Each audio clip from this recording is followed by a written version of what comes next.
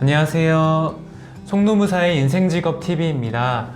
좋아요와 구독은 큰 힘이 됩니다. 감사합니다. 다섯 번째 분도 정말 고민을 털어주셨어요. 김기성 님이신데요. 올해 나이가 42살이신데 학교 졸업 후에 이마트, 입점업체 등의 작은 회사들을 전전하다가 늦가기로 노무사 시험을 준비 중에 있으시대요. 그래서 늦은 나이에 내세울 만한 뚜렷한 경력이 없어도 노무법인의 수습으로 채용이 가능한가요? 송노무사님의 솔직한 답변을 부탁드린다고 말씀 주셨어요. 이런 부분도 상당하게 질문을 많이 주셨습니다. 그래서 현재 다른 업무를 하고 계셨는데 내가 이 노무사에 좀 늦게 들어왔을 경우에 충분한 역량의 우위가 있는가? 이런 질문을 하셨는데요. 여섯 번째 분도 비슷해서 같이 읽어봐 드릴게요. 박지우님께서 말씀하셨습니다. 안녕하세요 노무사님, 혹시 건축기사가 노무업 하는데 쓸 일이 있을까요? 아까 그분이랑 비슷하게 언뜻 보면 마트 관리 일 또는 건축기사 관련 자격증 두 가지는 수임이 없다고 느껴질 수 있어요. 하지만 저는 다릅니다. 정답부터 말씀드리면 충분한 핵심 역량 또는 비교 우의 역량을 갖추셨다고 말씀드리고 싶어요. 첫 번째, 먼저 마트에 대해서는 지금 가장 많은 노무 이슈가 있는 곳들이 아무래도 사람 관계가 많다 보니까 서비스업 그리고 유통업입니다. 유통업 또한 4차 산업혁명에 따라서 물류 자동화가 이루어진다고 하지만 여러분들 택배 받을 때 어떤 분께 받죠? 기계한테 받나요? 그렇지 않습니다. 사람에게 받죠. 사람에 대해서 노동 분쟁이 가장 많은 곳이 유통과 제조 그리고 서비스업입니다. 그러면 그런 유통업의 구조에 대해서 잘 알고 있다는 부분은 여러분들이 충분히 다른 예를 들어 갓 대학을 졸업한 분들보다 훨씬 더 역량상의 우위에 있으시죠.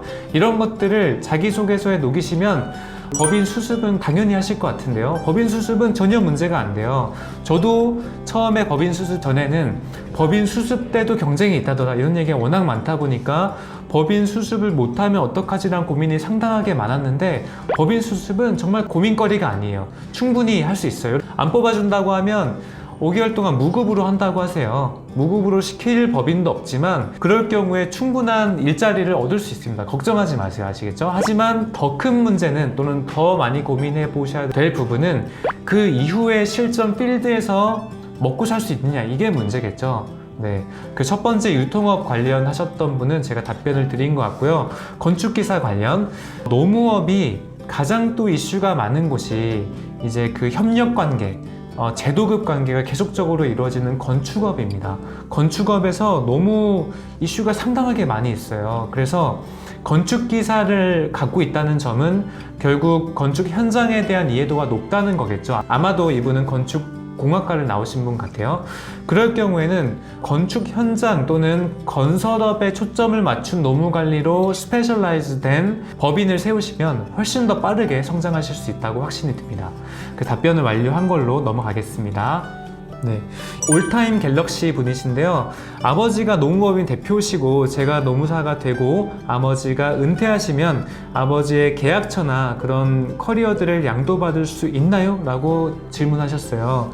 네, 이분은 아버지가 아마 노무법인 대표신가 봐요. 그럴 경우에는 이제 아버지께서 여쭤보셨는데 대답 안 해주셨나? 어쨌든 제가 답변 드리면 네, 충분히 받을 수 있다고 생각이 듭니다.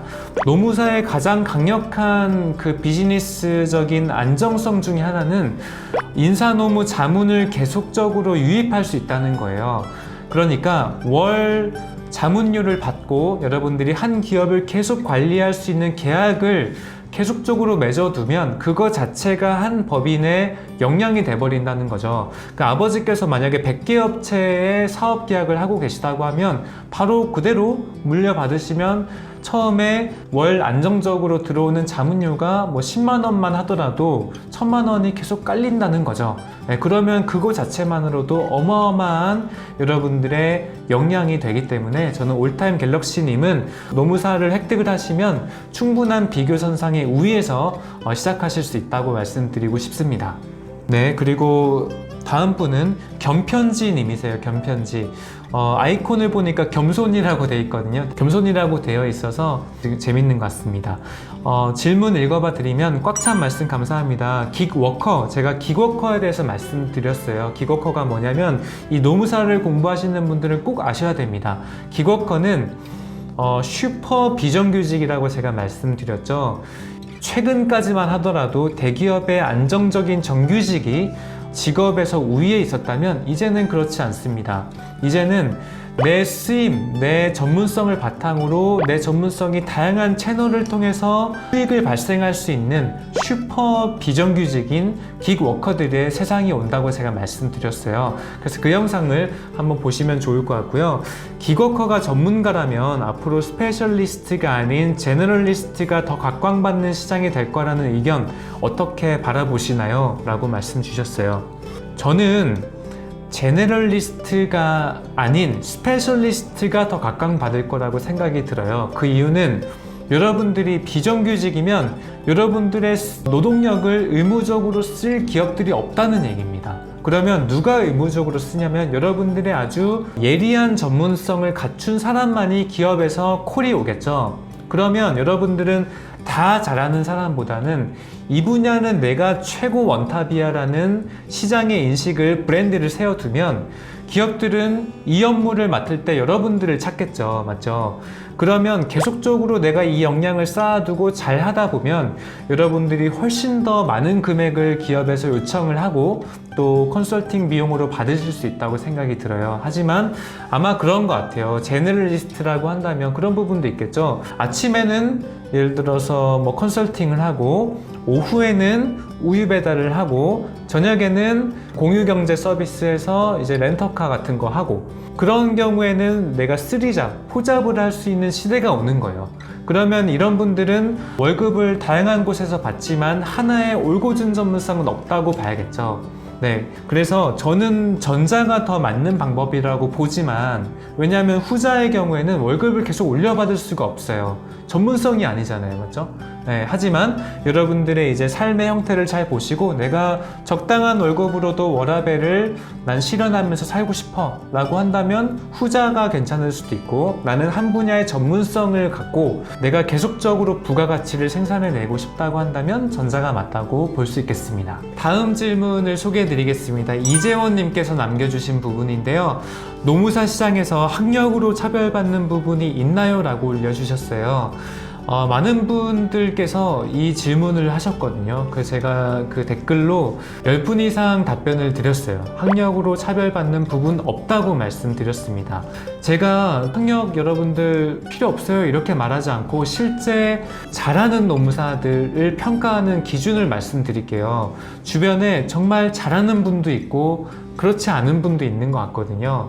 근데 노무사끼리도 얘기할 때 야, 저 노무사 진짜 잘한다. 예를 들어 돈도 많이 벌고 야, 고객을 어떻게 저렇게 잘 데리고 오지? 또는 저분이 맡은 그 사건은 다 이기네. 뭐 이런 것들 얘기를 하는데 야, 저분 서울대 나왔어.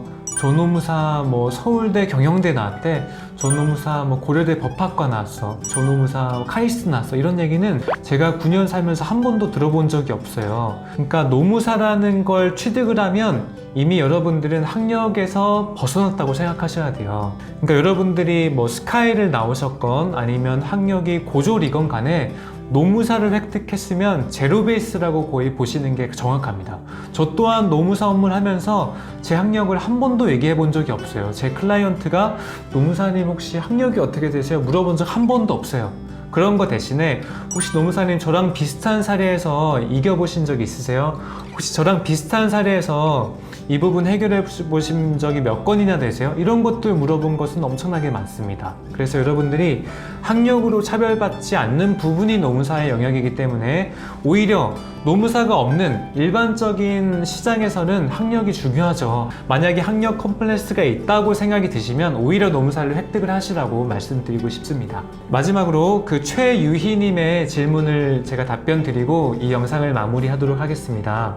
네, 송노무사님 좋은 영상 정말 감사드립니다. 궁금한 게 있는데 노무사님은 노무법인에 속해 계신가요? 아니면 프리랜서로 일하고 계신가요? 라는 질문을 주셨어요. 답변을 드리면 저는 제 개인 사업체 개인 인사노무 컨설팅 사업체를 운영하면서 동시에 한 법인에 소속이 되어 있습니다.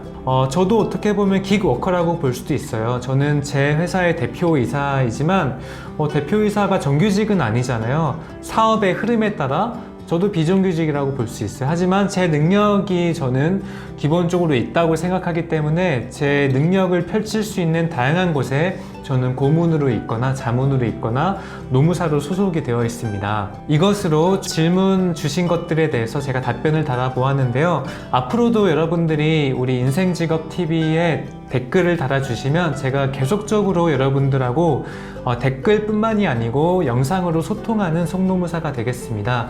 저는 지금도 계속적으로 고민하는 것들이 여러분들의 삶 속에 일은 정말 중요한데 이 일을 어떻게 하면 개개인이 훨씬 더 가치 있게 할 수 있을까?